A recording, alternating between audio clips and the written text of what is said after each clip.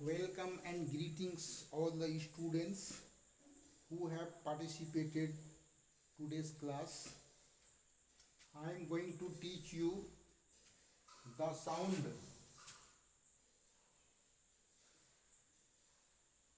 the sound, the sound of any animals, the sound of animals and birds. ये sound आवाज जो है, ये आवाज है जानवरों का, बर्ड्स बर्ड्स चिड़ियों का, एनिमल्स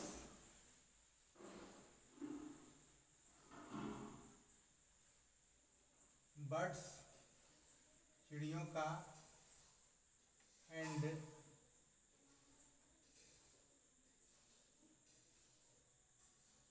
थिंग्स और वस्तुओं का।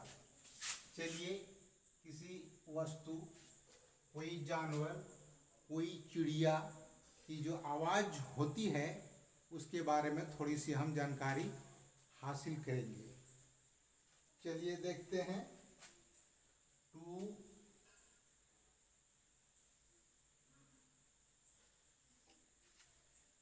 जैसे होता है to, CROAK, to croak. To croak, to croak means मेंढक का, इसका मीनिंग होता है मेढक का टरटराना। मेढक का टरटराना जो होता है ये इंग्लिश में कहते हैं हम लोग क्रोक। ये होता है मेंढक, ये मेंढक की आवाज़ है, ये मेंढक की आवाज़ है। CROAK क्रोक, जिसका मीनिंग होता है मेंढक का टरटराना। मेंढक का टरटराना को हम लोग इंग्लिश में कहते हैं क्रोक। टू क्रोक, टू लगा देंगे तो ये बन जाएगा, आपका वर्ब बन जाएगा। चलिए टू बार्क, टू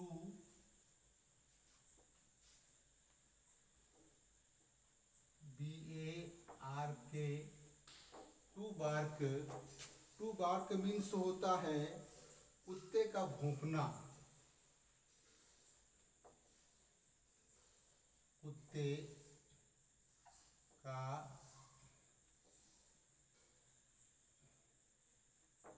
ये कुत्ते का जो होता है, ये भौंकना जो होता है कुत्ते का, तो उसको हम लोग कहते हैं टू बार्क, BARK बार्क। और आगे देखते हैं, एक होता है to HISS, hiss. To hiss, to इस हिस जो होता है इसको हम लोग कहते हैं टू हिस। टू हिस सांप का फुफकारना, इसका होता है हिंदी में सांप का। चलिए देखते हैं, सांप का फुफकारना, सांप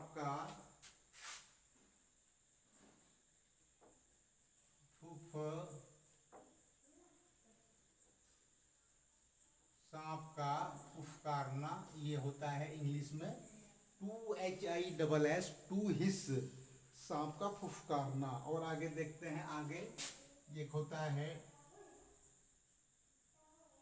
टू क्रो, टू CROW,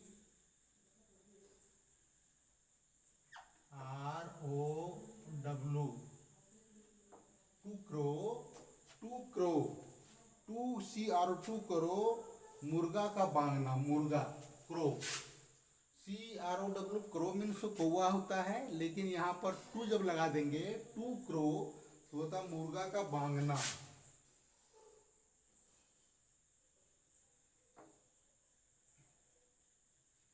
मुर्गा का मुर्गा का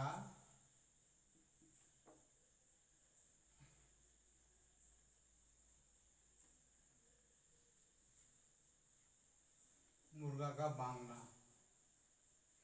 ये मुर्गा का बांगना को इंग्लिश में हम लोग कहते हैं क्रो।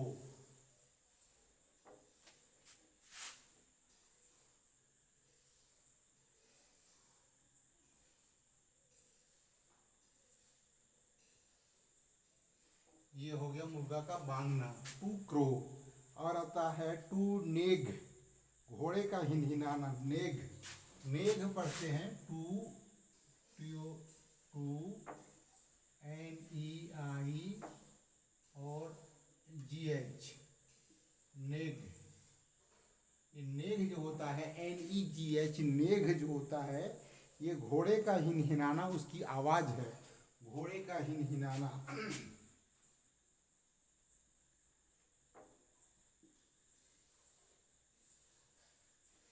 घोड़े का हिनहिनाना,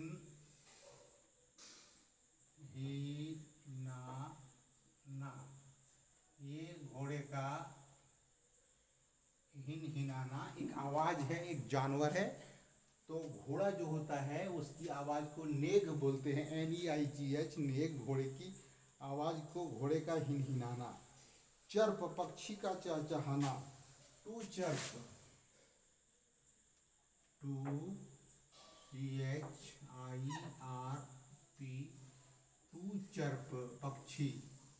ये हो गया आपका पक्षी, पक्षी का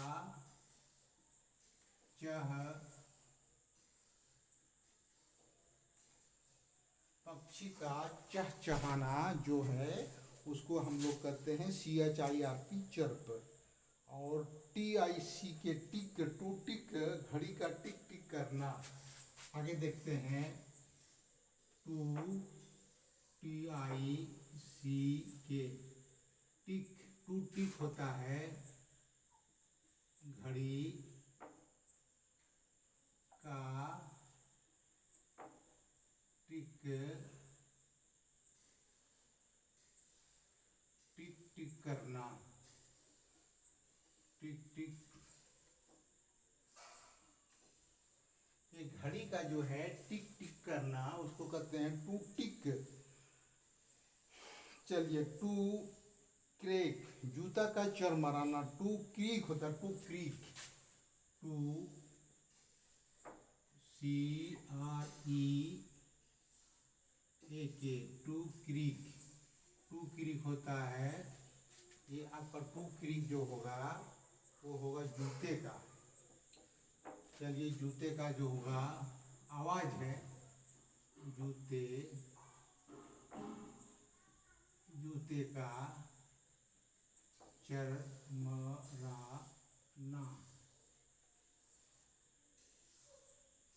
जूते का जो है वो चरमराने की, जूते की जो चरमराने की आवाज है टू क्रिक कहते हैं, CREAK, क्रिक। और रंबल, बादल का कड़कना, to rumble, to to to RUMBLE, to rumble.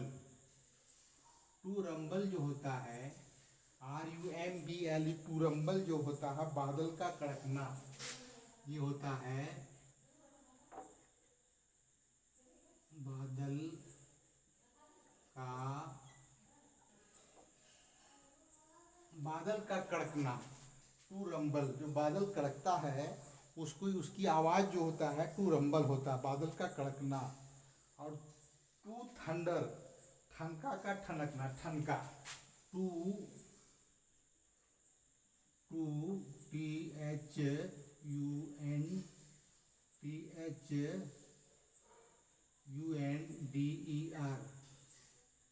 Thunder. ये टू थंडर जो होता है, ठनका का ठनकना, ठनका जो वज्रपात होती है उसको हम लोग ठनका बोलते हैं। टू थंडर, ठनका, ठनका का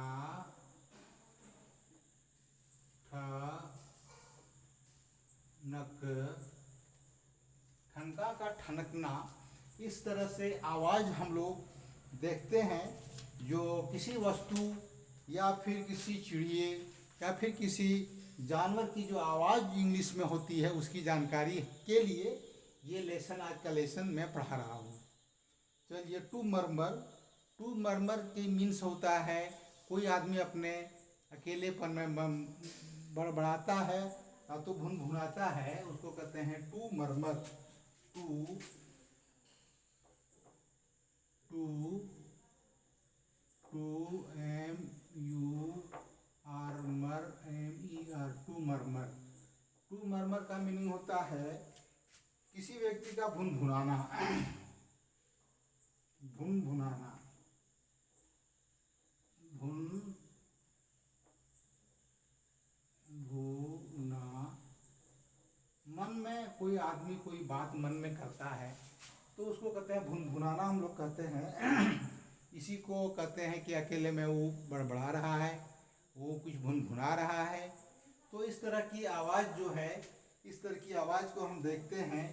तो और इसके बाद फिर आवाज़ आएगी एक टू क्रोक, मेंढक का टरटराना, टू बार्क, कुत्ते का भौंकना, टू हिस, सांप का फुफकारना, टू क्रो, मुर्गा का बांगना, टू नेग, घोड़े का हिनहिनाना, टू चर्प, पक्षी का चहचहाना, टू टिक, घड़ी का टिक टिक करना, टू क्रीक, जूते का चरमराना, टू रंबल, बादल का कड़कना, टू थंडर, ठनका का ठनकना या तो गिरना, टू मरमर, भुन, टू मरमर का माना होता है भुन भुनाना। तो ये चंद अल्फाज थे, ये कुछ सम वर्ड्स जो difficult words related to this sound in English. तो आज मैंने इसकी जानकारी दी है। इनसे बच्चों को, जो पढ़ने वाले बच्चे हैं, जो ट्रांसलेट करते हैं, जो स्पोकन कोर्स करना चाहते हैं, उनके लिए बहुत ही ज़्यादा ही कारगर है और बहुत ही ज़्यादा फ़ायदेमंद है। और इस तरह से आगे मेरी क्लास फिर होगी और आज की ये क्लास मैं यहीं पर समाप्त करता हूँ।